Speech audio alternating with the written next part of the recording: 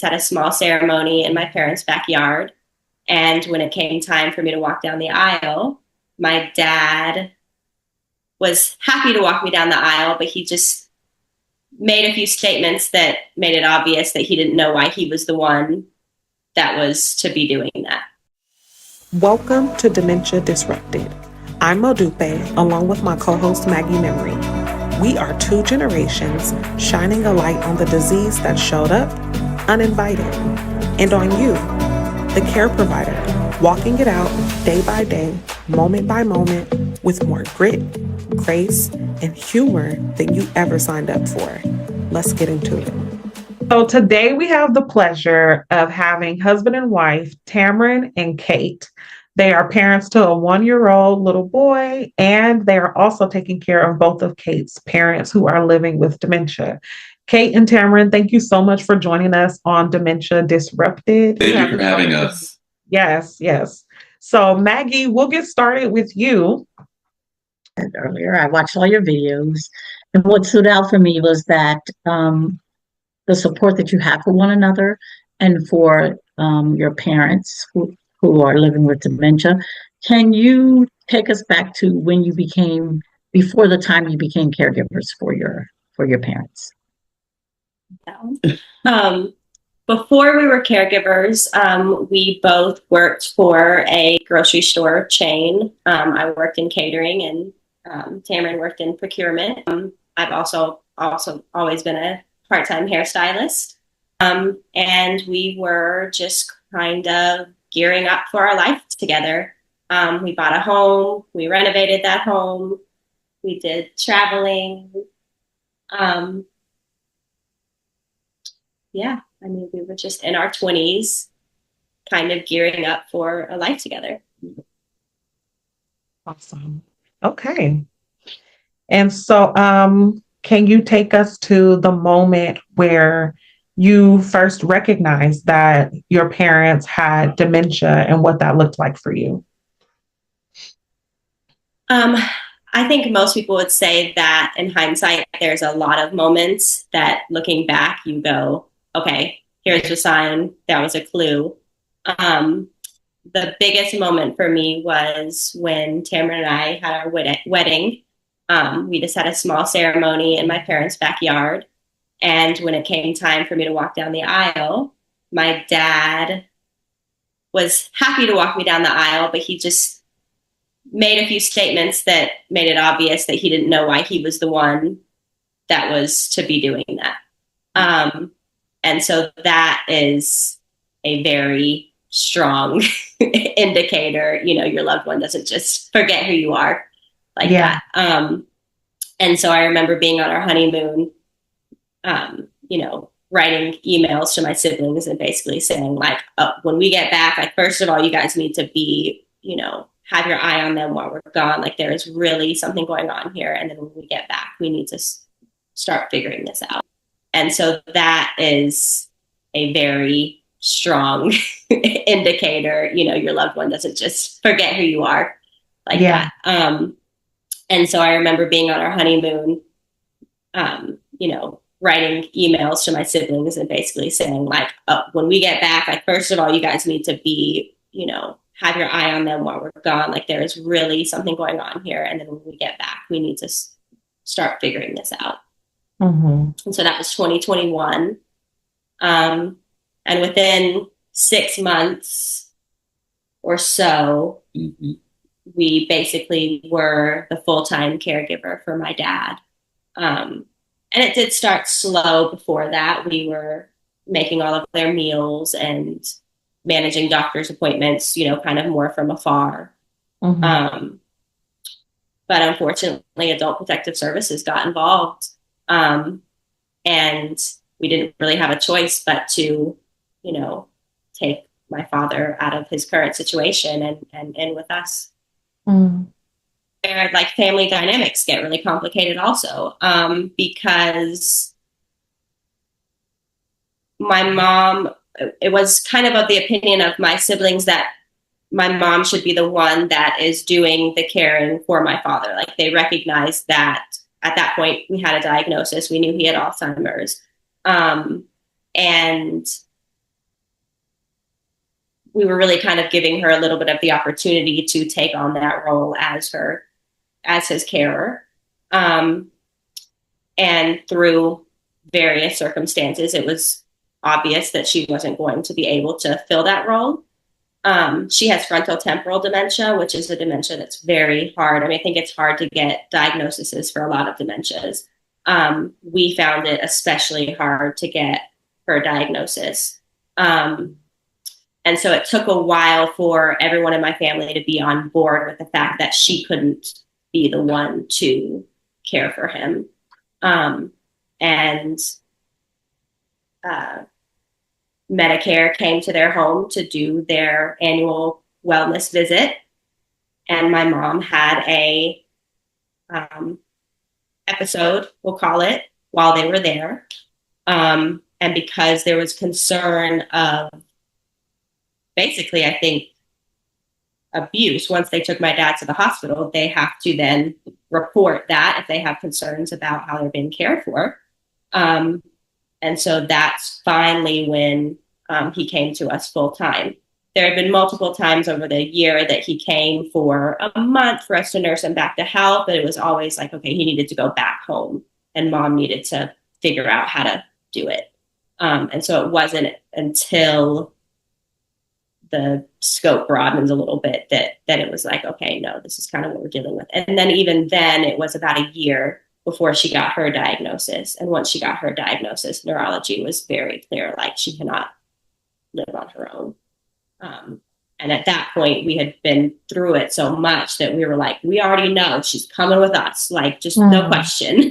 Mm-hmm. We were relieved because we were having to kind of, I don't know, be okay with knowing that her needs were not being met and that she was alone and it was not safe or okay. And we were making the meals, but we couldn't ensure that she was eating them. Yeah. I just want to step back a minute because this happens in a lot of caregiver dynamics. Notice how you just skated over the fact that on one of your biggest days in your life, that your concerns had to shift. Like you had to, I'm sure you enjoyed the moment to a point, but you literally just skated over. And my dad did not know who I was. And I want the community to recognize what we as carers go through in those important moments in our lives. And we cannot feel what we really want to feel because we're still providing care at some level, 24 hours a day, 7 days a week. And I mean, you don't have to really get into what the feelings were, but I do want to acknowledge that what you said, like it was just a normal thing, like on that day, so can you just talk just a tad bit more or as much as you want about it? I mean, it was devastating, and this is something that when our caregiver journey is essentially over, I think is when I imagine I'll deal with those feelings. Because when you're in the thick of it, yes, you just don't. But it's something that I acknowledge. It's also, you kind of acknowledge that when you're in the thick of caregiving, you're very present with the person that you currently have in front of you. And you don't, at least I personally don't often connect it quite. I mean, obviously he's my father and my mother, but I don't connect it in my mind to who they were when I was growing up. Probably isn't healthy, probably something I'll have to work through, but you can't show up like you need to thinking about, what you're losing. And so that's why our ethos is so much focusing on what's still there.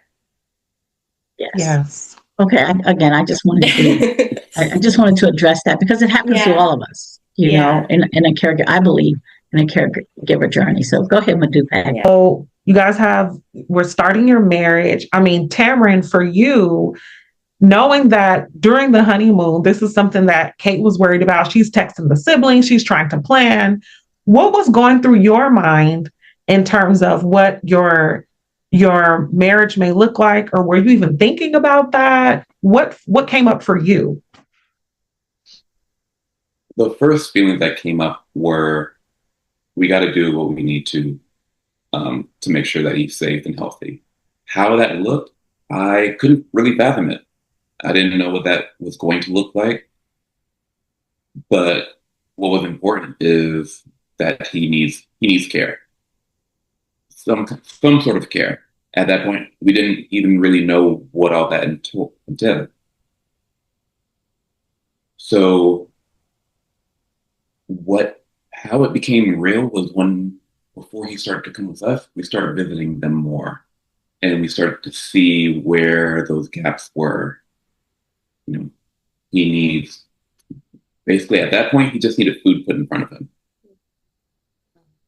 and And stimulation. and we kind of had to take his truck away from him because there were a couple of times where actually there was one time where we were driving them back home and he was about to make the wrong turn. We were following them, so we're at a stoplight, had to jump out of our car, jump over to his car, and drive him back home. Yeah, he did get lost a couple times too, didn't he? Yeah, and didn't have his phone, and a couple times we were just had no clue where he was and had to just wait until he found his way back home. How did you feel taking his keys or not allowing him to drive? Was there any, how did you feel about that? One thing is my dad loves to help, and he would do anything for us and anything for Tamrin. I mean, he just adores Tamrin. And so because we were renovating our home, we had a need for like a pickup truck a lot. And so initially it turned into a situation of, Tamrin needs to borrow the truck.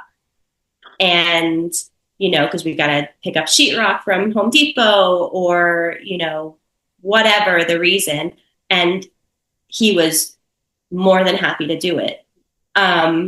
What ended up happening, though, was my mom would be kind of forgetful or he'd want to go somewhere. And so then she'd give him her keys and he'd go out, And so it's just, you can't always anticipate the ways things can kind of, I don't know, just, how do you even say, like all the different ways that you think you've solved a problem and then it shows up over here in another way and you kind of feel like you're playing like whack-a-mole. And but it was that first year at the old house, It was difficult. it was, and there were a couple times where he was so insistent and he got into the driver's seat and then realized that he didn't know the next step and kind of felt defeated and got out and said, okay, Tamrin, you drive. And I'm so grateful for Tamrin in those moments, just, being there and saying, like, you know what, I'm actually going to kind of let this play out instead of fighting him on it. And it fortunately worked out, to where he acknowledged that once he was in the driver's seat, he was not comfortable and couldn't do it on his own. And then it sort of started becoming a non-issue from there. But every time we'd be in the car, he would talk about how he's going to go get his MG because he had a little MG when he was, in his early years, or he wanted to be a truck driver and he hates that I have to drive him everywhere. And so, you just have those conversations and you work through them and eventually they forget that it's a battle that they're, having. Yeah. My mom, it was very easy. Her mom, she was happy to have people drive her around. Yeah. She would say, I had a blue car like that. Where did the blue car go? And we were just thinking, we don't know. I'm not sure. Amazing. Yeah. I would love somebody to drive me around as well. Right? I prefer that. Yeah. That's why Uber is so big. Exactly, right? People want luxury. Along that journey in the beginning, were there any moments of unexpected laughter? Well, so many. I mean, her dad has such a sharp wit. He will innocuously say something so subtle and so hilarious at the same time. And makes me happy to say this, but he still has that. Yeah. He will still say something unexpected that will practically have me on the floor laughing. Okay, you have to give us an example. What did he say the other day at the dinner table? I have a story. Oh, okay. And we have a sunroom. In here, with full windows. We play music in here, and we live in Stone Mountain, in the Stone Mountain Tucker area. So we're in the mountains, practically within a forest. So one of the things I got from him a while back were a pair of binoculars. So I figured, hey, he might like this. He loves nature. He has an extensive National Geographic collection. So I brought him the binoculars. Said, hey, why don't you check this out? You know, there's hawks that fly around here. He put the binoculars to his face and was looking at our neighborhoods. He looked at me like, oh, well, I guess we're all perverts now. That's what he said? That's what he said. And I was like, well, you don't have to look at the neighbor's house. I didn't realize that's what he said. Oh my God. And my dad is such a, like, he had 3 sisters. He is, I don't know how I would have handled if I had heard that. And when he says these things, he'll have this light smirk on his face. So he knows what he's doing. And after the year that we've had where that was essentially gone, it felt so welcome to have that back, because we've had a couple of videos about our journey with UTIs. And during that time, he was so not himself. And at the beginning of that journey, we didn't know what UTIs do, what UTIs did to a person. So we thought that this may just be him right now. His dementia may have progressed to that point where he's not talking. We have to feed him. He needs a wheelchair. And really him coming back to us was, what, mid-December? I thought it was a little bit earlier. Maybe. Yeah, I mean, it's continuously been, it's amazing. I would have never thought. I mean, we really feel like we got him back. Like it's super unexpected. I'm incredibly grateful. But also it's been incredibly eye-opening how, well, we know that like decline is not linear in this disease, but it's amazing to go literally a year really, really not doing well, and then coming back as if none of that happened, and that his actual dementia has not progressed at all from that. Yeah. And it was just all of these other things. Yeah, I love that, the video where you talked about just that. Not everything is dementia. And I think, unfortunately, for the dementia community, for family caregivers in the dementia community and healthcare professionals as well, once a person living with dementia starts to decline, it is always placed on that particular disease. And it's so uncommon for other diseases. You know, I mean, you know, if you get an example is if, you catch a cold and you have cancer, right? Nobody says, oh, the cancer is progressing, right? Nobody does that, right? But with dementia, anything, it can be literally anything. Oh, there's a cold sore on the lip. Well, dementia. And I'm just like, I love when you talked about that. And so it was such a joy to hear you talk about just that. The fact that it's not always dementia.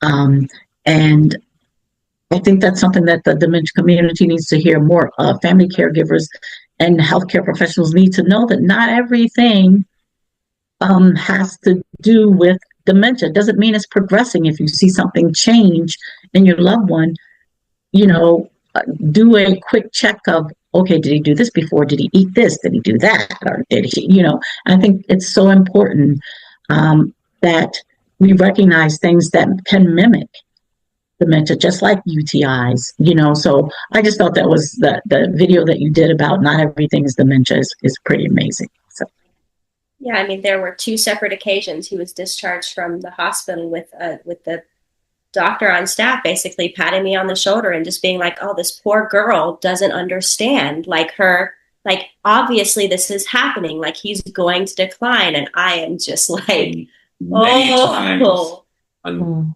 try to explain to us what dementia is through this journey. It's infuriating, quite yeah, frankly. yeah." And you really it. I like to. I would never overstep like someone that, if someone's a medical professional, I didn't go to medical school. It's not comfortable to overstep what they're saying and say, no, really, like you are not listening and this is not what it is. And you need to do more because you're not the expert. And so if they're telling you something is the way that it is, it takes a lot for you to finally go, you know what? No, everyone has that level of advocacy. And so that's why we wanted to tell people that specific story, is because so many times if you get shut down, then that's just it. And if we had just allowed that to be the answer, he would not be here anymore. I mean, yes, how the amount of cognitively there people who get disregarded like that in the medical community, for someone who can't speak up for themselves, is so, so important for there to be someone who's there with them. and it goes back to, because in my generation, I mean, the doctor was always right. You never challenged a doctor like, who do you think you are? Like you never did that. I think the majority of young people that have really have experience with this disease are doing exactly what you all are doing. You're questioning the authority, and it doesn't mean that you have to be aggressive or anything. It's just like, okay, this is not adding up. Like these are not the symptoms that I see with him. This has not happened before. And I'm going to throw this in. I don't know whether people in the dementia community know, when an individual falls that is living with dementia, the chances of them dying in 6 months is more so than not. Not because they hurt themselves so bad, but because everything is then placed on the individual having dementia. So nobody is checking to see, oh, her hip is out of place, or, they have an infection on their toe because they're diabetic or whatever, because everything falls into the dementia diagnosis. And so I always like to say that when your loved one falls, yes, tell the doctor that they've fallen, but also say, but they're okay. We're here for this, because otherwise that's what happens. I believe, and I said 89% of the time, which is why individuals that fall, the death expectation in 6 to 8 months. So I love that video. For our listeners who don't feel at that level yet, they don't feel comfortable or confident enough, can you walk us through what that conversation may have looked like and some of the things that you saw that led you to say, no, something is still wrong? Oh my gosh. What it ended up being was he just kept getting worse and worse and worse. And so we went to the emergency room. And as disorienting and kind of terrible as the emergency room can be oftentimes for someone with dementia, they usually immediately kind of do all the things, like they will do you get the tests faster, they'll do the scans, they'll kind of do all of those things. And so we've been fortunate that, there's just a couple different medical professionals in my dad's care team that I just have a slightly better relationship with. And so after being discharged that second time, and, really feeling like, oh, like he's going to die, I got his new urologist on the phone, and she and I spoke for over an hour, and we developed a step-by-step plan of how we were going to, approach all of these different things that were happening. And then, so that was probably from about,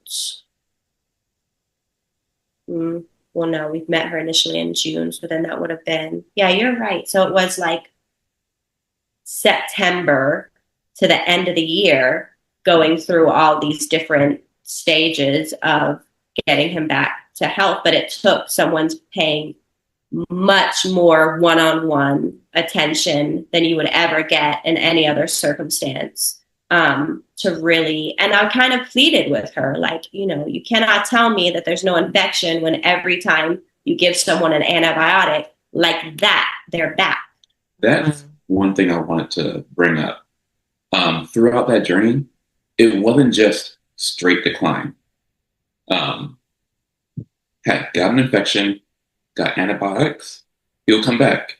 We kept seeing glimpses of. And we knew UTIs. I mean, he's been with us for years now. And so we would start to see the changes. And oftentimes it would come back positive and we'd get the medication and it would be fine. But it was clear. And what we really weren't being heard about was that, maybe we need to be on a prophylactic, because the antibiotics that you're giving us, once they're done, it all comes back. And we didn't know that, well, he's got kidney stones. It's trapping all the bacteria. So yeah, it's making him a little bit better, but it's not solving the underlying issue. And so these infections are just coming back and coming back and coming back. And so the hospital visit where they finally did like the scans and found the kidney stones, that was really the point at which we started going in a positive direction.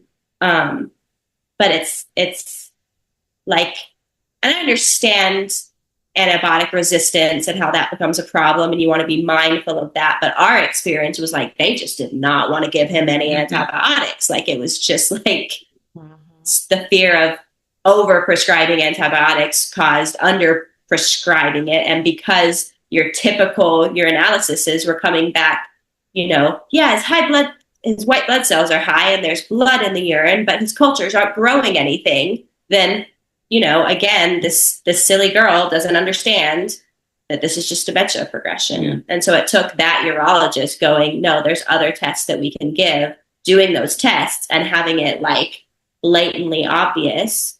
And I don't know if that's because the medical community doesn't know. I don't know. I mean, we certainly don't know, but you would think that they would know. Yeah. I often say that, I used to think that when I initially got into the dementia community, why don't they know? Like, why don't they know? They're doctors. Why don't they know? And my resolve is that, in your different fields, you have specialties. I'll use myself as an example. I practice criminal juvenile law and criminal defense law. Ask me anything about corporate law, real estate law, any other law, you're on your own. You're just on your own. So, I can't cover the gamut because of my profession. And it took me a hard time and a long time to understand that with doctors, that they do not know, especially if it's a PCP, it's a primary care physician. They just don't know. And I think the other part for the dementia community is dementia in the United States is fairly new. It's a fairly new disease that we're treating. Not that it's not always been here, of course it has, but it has been in the last 20 to 25 years that we have actually started tackling the growth of what this disease is, like in the community, in our homes. And so other countries have been dealing with this for 40, 50 years. I mean, 25 years ago, we were still saying our loved ones were senile. Mm-hmm. We weren't saying it was dementia. 25 years ago, people were saying, oh, she has dementia, not a specific kind. And I was just saying to Madupe that when my mother transitioned, on her death certificate, it doesn't say that she died from dementia. It says complications from. So for years, they wouldn't even put a dementia diagnosis on their death certificate. So it's fairly new to us. And I only say that to say that doctors are unfamiliar with dementia because it's new. And so I think it's important when we look at the community to absolutely question doctors, absolutely do your own research, so that you can, provide the kind of advocacy for your loved ones that will sustain them. Yeah. And Thank you for that, Miss Maggie, providing that insight to our listeners. And I'm just like with you guys on the way that you handle this. Everybody who's listening, this is the way you should handle it. Like, look for the signs. Don't let the doctors tell you, like, there's nothing more. Don't let that be enough when your gut is telling you there's something more. And so, thankfully, your dad is improving. I'm really happy to hear that. So I want to talk about the baby. Yeah. So you guys have a 1-year-old and then you're taking care of your parents. Can you please talk to us about handling those dynamics in your household? We divide and conquer. In moments where everybody needs something, we kind of have just the routine that I handle my son. And I get the parents. And he kind of handles my parents. Okay. We don't run into too many situations where everybody needs something at once, but there have been a few that you kind of just were like, this is what they mean. Like, okay, we have to. Yeah. As of recently, with our 1-year-old running around and my father-in-law feeling a lot better, there are times where I'm having to run after both of them. Mm-hmm. My son is climbing up this way. Dad's trying to go outside to do something. We've got to bring them all back in. Mm-hmm. For the most part, I think for one thing that I know has meant a lot for Kait is getting to see her mom be motherly. Mm. Well, both of them. I mean, they both really wanted grandchildren, and for a long time it was hard for me that I hadn't given them any grandchildren yet, especially as I was seeing them decline, because it was so important. It was so important to my dad. I mean, he was really on us as soon as we got married, like, where is my grandbaby? And he didn't understand that we were holding off because we were in all of these transitions with them and trying to figure out, you know, when we could really add that into our lives. And so the fact that they are still getting so much enjoyment from it, I no longer feel that weight of that I was too late in giving that to them. The truck that we had to take away from him, he bought so that a car seat could fit in the back. Oh, wow. We were, he was supposed to be coming up to the house. We were moving from our previous apartment into the first house that we bought together. And he was supposed to be coming up with his truck to help us move the final mattress. And he said, well, I got to take the truck into the shop. Something's going on with it. I'll meet you up there when we're done. He pulls up to the house with this new truck. It's got a tiny truck bed. And we're going like, how is he going to get the mattress into the truck? And he comes upstairs and he says, well, I asked them which one has the room to be able to put a car seat in it, and they said this is the truck, and we're just like, oh my goodness, that's amazing. Yeah, that is amazing. Oh wow, I love that. And the mattress was hanging like 7 feet out of the you probably. But you made it. Because of course that car seat was more important. Yeah. Yes. No, he would say no pressure, but. Wow. So now that your baby is here, what does the interaction look like with your mom and then with your dad? And the dog. Oh Tiziano. Yeah. Oh my goodness. Tiziano. My dad, he's very proud of his Italian heritage, and he says, Tiziano, my paisano. My son, everyone probably says this about their children, but he is just so special. Every time they walk by, he reaches for them. I mean, he really sees that. I mean, there are times where I just think like he prefers my mom over me, which I'm so grateful to be able to even say. Go ahead. Sorry. In our son's early months, when we would have trouble getting him to sleep, not more than 20 times, if we handed him to my mother-in-law, he'll be out. Don't know how, don't know what she's doing that we aren't doing, but it was almost guaranteed out. Yeah. Wow. And we felt relieved because when we would, we have a great relationship with their neurologist, and they have the same neurologist. And she actually was expecting at the same time I was. And so she really took a lot of time really cautioning me. You're not going to be able to let them hold the baby. You're not going to be able to, obviously leave them alone with the baby at all. She really encouraged us to get a baby doll for them. And we did all of those things. And my dad was like, that's not the real baby. Like, give me the baby. And when he was really little and he didn't have the head control and those type of things, we were super cautious, and we always have our eye on them when they are around each other.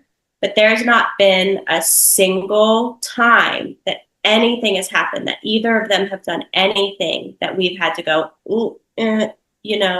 just not once. We're not naive to the fact that, we always will have a camera or one of us within, eyesight. You don't want to let your guard down too much. But it's been overwhelmingly positive.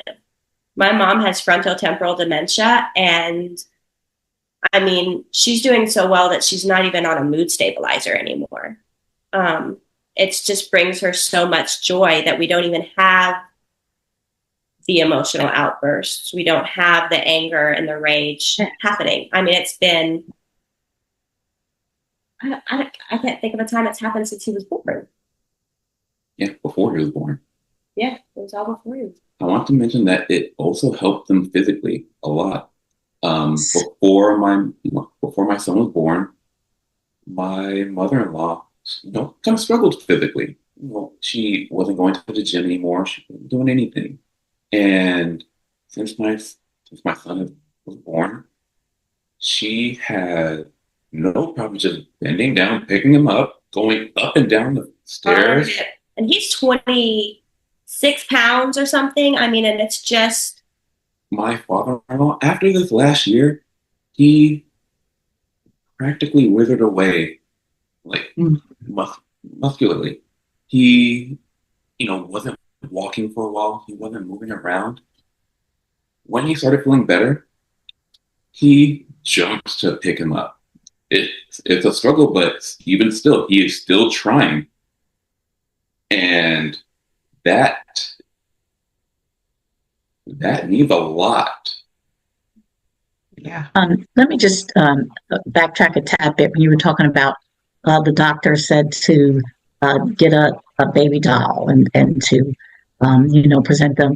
I often say to family caregivers, those are wonderful suggestions for a couple of reasons, and not for a couple of reasons. So the first reason is, if the dementia has progressed to a stage where they don't recognize, that's totally different.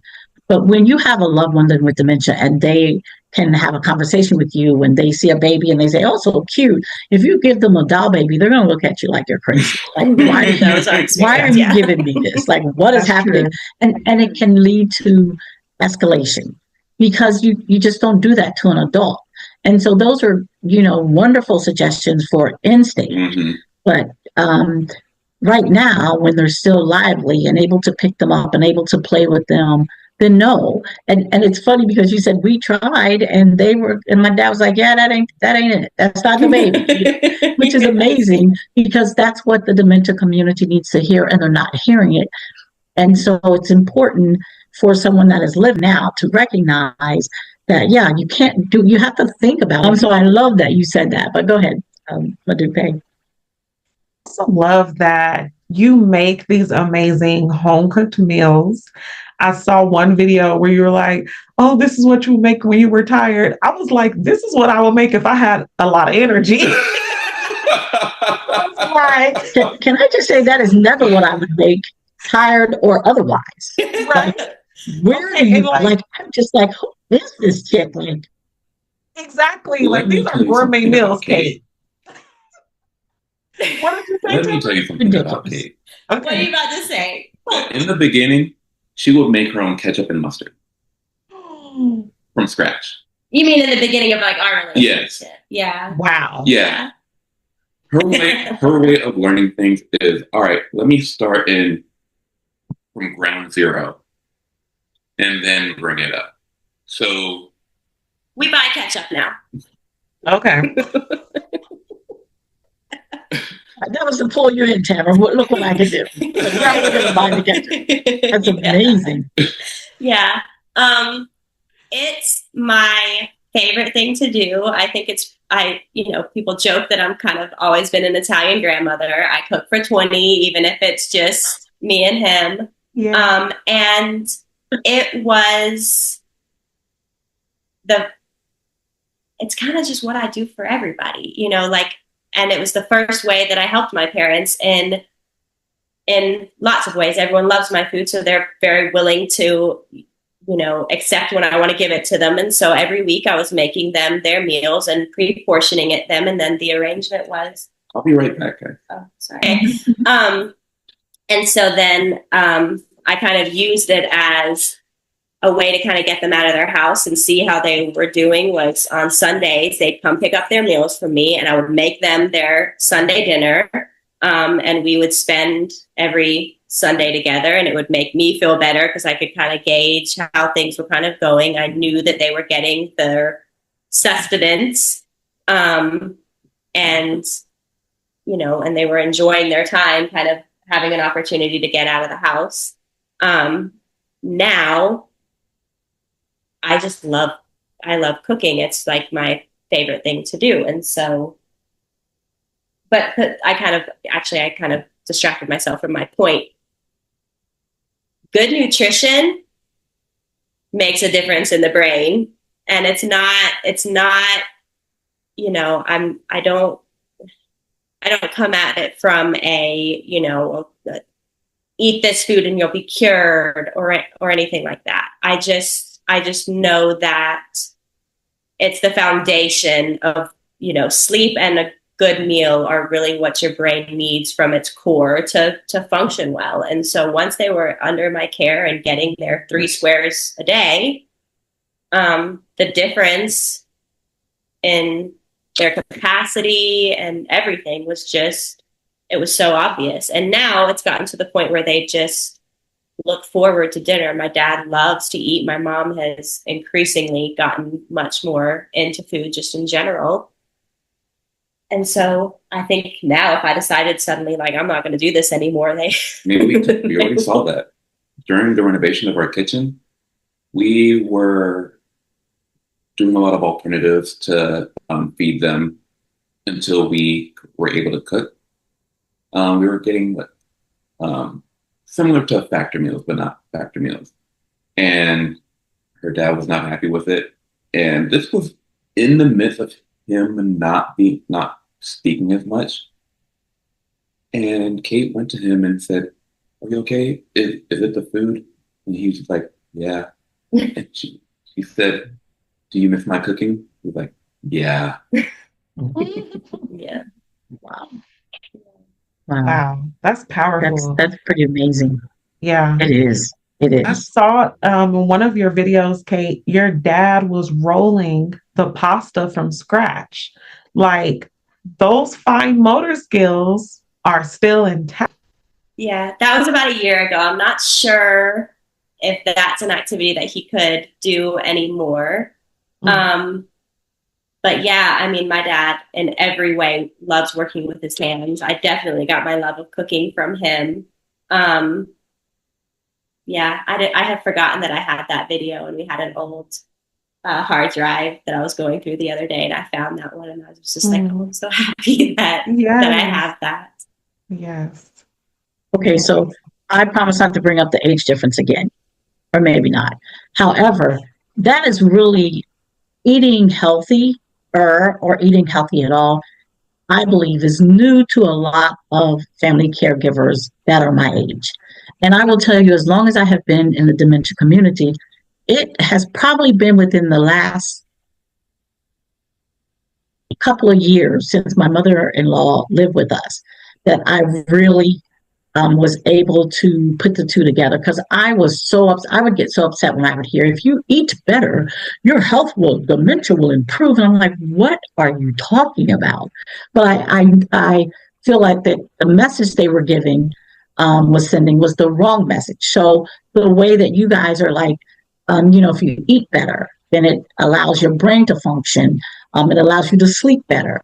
And that's from the younger generation. People my age don't have not all, but the majority of people that I know in the dementia community, we never thought like that. And I would not even teach a class on healthy eating in dementia. I was like, that's a bunch of crap. But once my mother-in-law was here and we had to change our eating habits and patterns, I saw the difference that it made, the energy that she would have if she stayed away from the sugar. And, it was amazing. Yeah. So again, I really do believe the conversations that are being had, and the age differences, when they're blended, can really assist the dementia community. I really do believe that. Yes. I think another thing that helped ignite that is the fact that we have a lot of cultures between us. My parents are from Guyana in South America. Kate's parents are between England, Azores, and Italy. So all of those different cultures and foods kind of come together, and for us specifically, it fueled our love of expanding our palate. We don't just cook those things, we kind of cook everything. And it's fun to explore other cultures. And I mean, we both grew up with home cooked meals. And so it also just feels natural to make your meal for the family. Yeah. Wow. So it's like it's building community. That's one thing. It sounds like you guys keep going and your family is like, we're going to have a good meal if nothing else. Like, I love that. I love that so much. Okay, so we talked about the cooking. Tamrin, we need to talk about these building skills as well, because you be building all type of stuff. Like the one thing that I like that you build. Okay, so Kait, earlier you mentioned functionality. Functionality in the home is really important. And so Tamrin, you built like this like a serving space from the kitchen into the dining or the living room or something like that. Can you walk us through that process, like why you guys decided to do that? So one of the main reasons we did that is because when my father-in-law is in the living room or in the kitchen and the door's shut, he feels like he's alone. So one, having the pass-through, he's able to see us, we're able to see him, make sure everything's going well. Two, we also enjoy having Thanksgiving here. We enjoy not just cooking for us, but for everyone. So we have several parties. It also makes it just easy to be able to pass through dishes from the kitchen into the dining room. And we have, because of the dog and the baby, we have to have a lot of barriers all the time. My Tiziano got quite plump there for a while because everything my dad was eating, he was getting half of, and like those kind of things. And so there's a lot of, like going through a door and making sure the gate is closed behind you or the door is closed behind you. And so it just makes it easier at dinner time to be able to walk through the door, close it behind you, grab what you need to off the pass through, and get what they need. And yeah, they do. They feel less isolated. We spend a lot of time in the kitchen, and they can still see us. And then also we just like design. And so like we'd always kind of wanted to figure out how to build an arch. Yeah. She's the designer. Like what you see in our renovation videos come from her mind. Mm-hmm. And for me, it's fun to like figure out, all right, how are we gonna actually make this happen? Wow. We're starting their bathroom in the next couple weeks. He's already tore it all out. And we're planning on making the like best caregiving bathroom on the planet so that showering and all of that can stay a joyful, comfortable process for them, and safe and easy for us. And so, yeah, that's the next one that's coming. Yeah. Okay, so tell us about that. I can't wait to see the video. Yeah. people don't know, like, it's important to have a two-person friendly bathing space. When someone is living with dementia, you need to make it comfortable for them and comfortable for the caregiver to work with them as well. So tell us about what that process is is. How did you guys come up with that? Okay. So, well, one, my dad does not like being cold. Both of them don't like being cold, but my dad, the biggest fights he'll give us is when he's cold. And so we really wanted to have a space that could be warm whenever we needed to be in there. So we had small adaptations, like we have a little towel warmer that everything, his clothes in the morning get put in that, so he gets to put on warm clothes. We have a towel staying warm in there at all times so that when he sits down on the toilet, he can get a hot towel over his lap. The toilet seat is heated, all of those things made it a lot easier. And so we're just kind of like taking that and going to the next level. So he's going to put in heated floors, a curbless shower so that there's no risk of tripping. Yes. One of the things that we struggle with a lot, especially when you're trying to allow them to still be as independent as they possibly can be, is, hiding soiled items or wanting to put on things that have been worn for days at a time and that type of thing. And so he's put a almost like a laundry chute from the bathroom directly into the laundry room so that everything that they're taking off that's dirty is literally like out of the space. They cannot see it. They won't be, able to put it back on. They've only got their clean, fresh stuff to choose from. And it still feels like a choice without having to go back and forth and fight them on, putting on something soiled or hiding something in their room that's soiled or something like that. I think that's probably the biggest differences from like a normal bathroom that we're planning on doing, but the warmth factor. Yeah. Of course, there's going to be rails and a chair. And, But like she said, heat makes a lot of difference. It was the difference between a fight going to the bathroom and a trip to the bathroom just being a pleasant experience for everyone involved. Yeah. And we're so fortunate that Tamrin can do these things himself. Because I don't think that they would be possible if we weren't DIYing them. The different what we save in cost and labor. Yeah. We're just buying materials. We have help with electrical from a friend, but outside of that, he does it all. I love to do the tile work, so I do the tile. He does all the behind the wall that's stuff. Also a very important part of this. It's not just me. Like, we're both getting dirty in there. It sounds like, in addition to the DIY project, it's also quality time that you get to spend together. And I think it's very important. It's almost like a date DIY. Like, what are we going to do next?